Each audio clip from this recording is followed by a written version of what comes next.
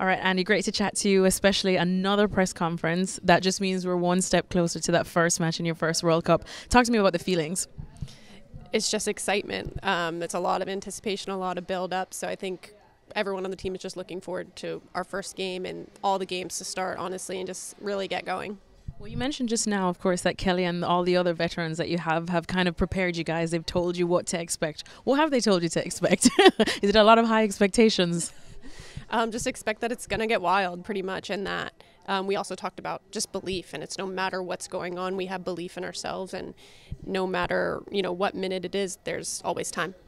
And yesterday we got to hear from Alyssa Nair, and she was saying that it's actually a privilege to have this squad being compared to the squads of all that have won the World Cup, as opposed to feeling it like a burden that you guys have to deliver this three-peat. How do you see, do you want people to expect these big things for you as opposed to having them temper their expectations a bit, let everyone just play their game? Yeah, I think as a team we're used to the history and the legacy that's on this team, so I think you will step onto this team knowing that there's an expectation on it, so I don't think we'd really want it any other way.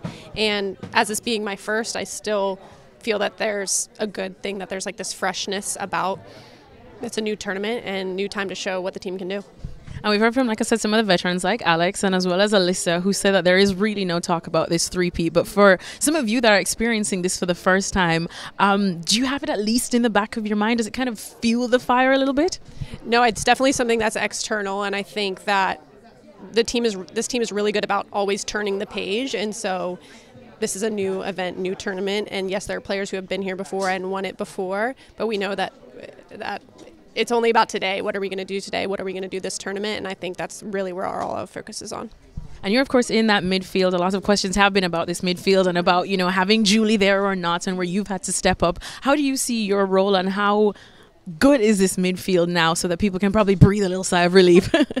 I mean, yeah, it's versatile. We have so many fantastic midfielders that offer a lot of different pieces, and I think my job is just to do what the boss asks and be steady and be the connector for the team, and I'm ready to do whatever role that's asked of me.